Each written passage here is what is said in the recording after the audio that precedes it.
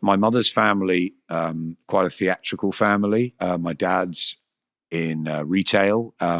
So where did it all come from? I was very shy as a kid. I had friends, but I was very shy. Got bullied a little bit at school, which was tough. And I think I escaped into both the theatrical and sports world quite a lot.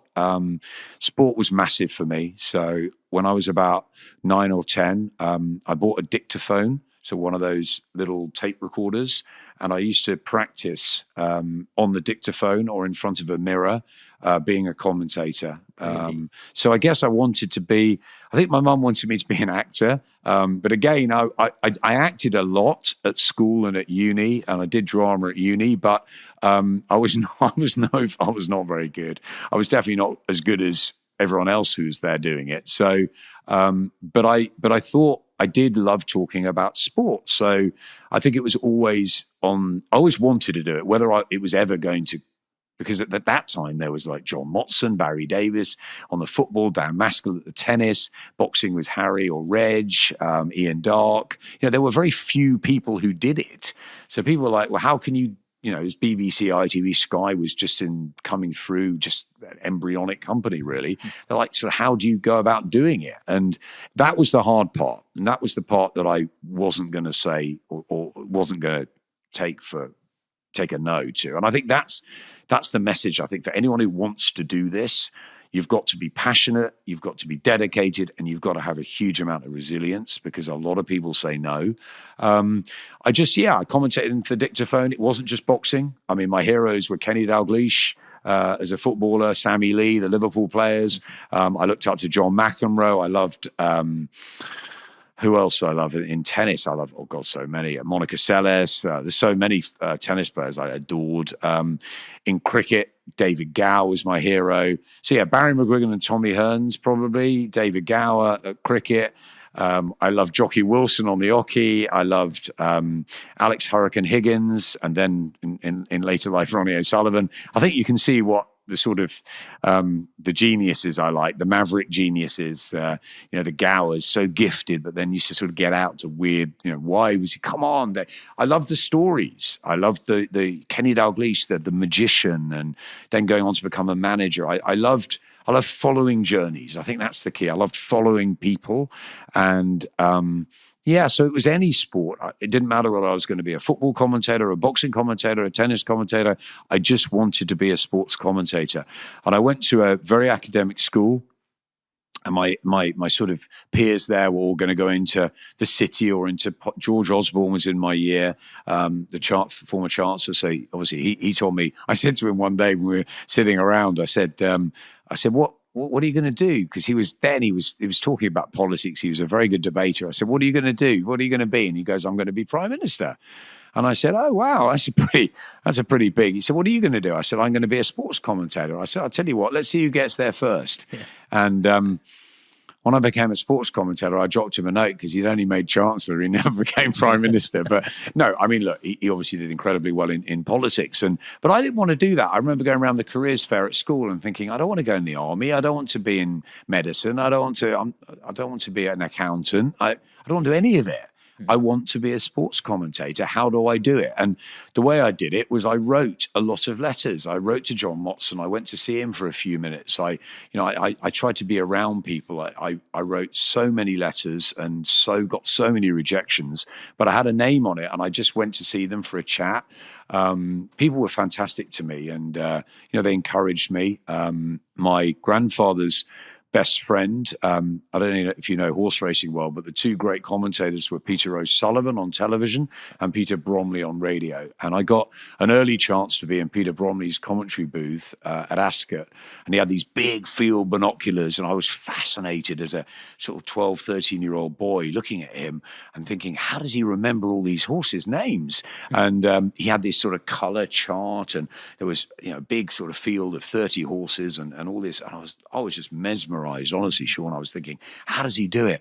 And he got these big binoculars and he was going, and they're coming around the final bend. And I used to do this when I was a kid, before my voice had broken. I was really good at the Grand National. I'd be, and Corbière on the far side, and here comes Hello Dandy. And for me, it was all about that excitement. So I was copying him and trying to be like him and in awe of him. And I guess, I just wanted to do it from a young age. And I went to a local newspaper, the Ham and High. I did a few articles from them.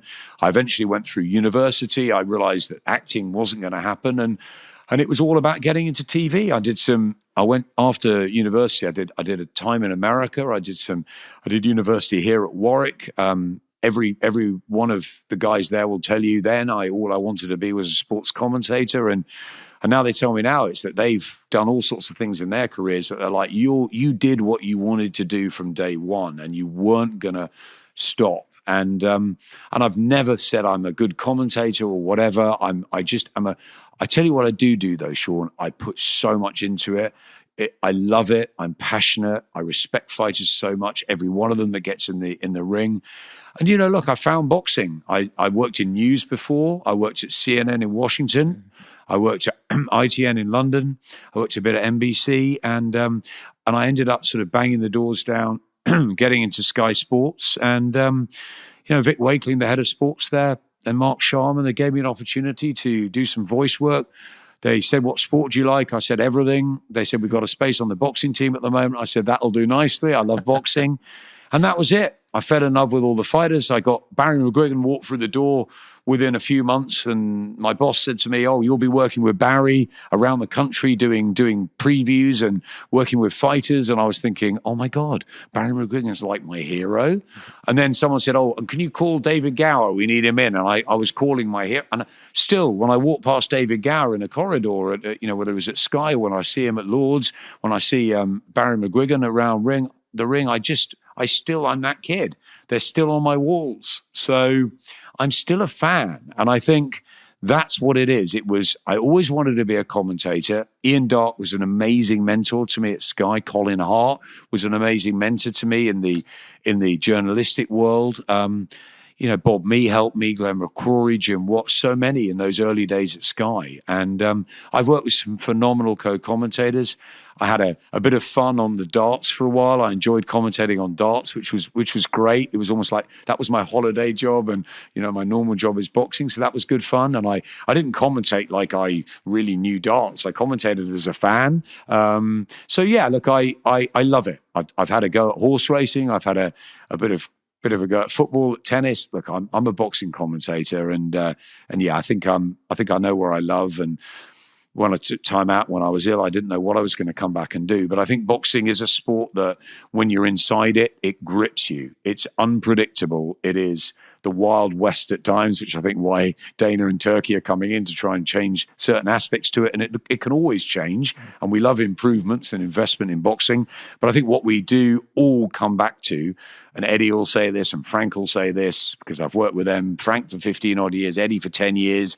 You talk to each other on the phone. You want things to happen. He wants his agenda. As a broadcaster, you want yours. But ultimately, you love what you do. And I think by doing boxing commentary, I could commentate. I could work in a sport which was a bit like the theatre, like my love of acting and TV and film. I could work in it where there was always a story going on and there's always something happening. So 24/7, something's going on. Like something will be going on right now as we're doing this out there, that as soon as we get out, I'm thinking, okay, that's taking a little twist, or, oh my word, I've got to look at, is that fighter going to go there? Or is that show still on? Or there's always something happening. So I think for me as a storyteller and someone passionate about life and passionate about sport, boxing is the answer, because really it's a sport that can go like that. It's a sport of life and death. And unfortunately, I have dealt with the really, really dark side of boxing, the sad side, losing James Murray a year after I started boxing at Sky and having to go and see his mom and talk to his family about boxing after he sadly passed. Tragic. But I remember his mum sitting there saying boxing saved James from the drug-infested streets of Glasgow. And, he died doing what he loved, and a tragedy. And then Spencer Oliver surviving, and I was really close to him and seeing his build up. And now, 30 odd years later, he's unbelievable. He's everywhere, all around the broadcasting world, and he's not bitter. Neither's Michael Watson bitter. They're not resentful ever. They love the opportunity to do it, and they do it all over again and twice on Sundays. And that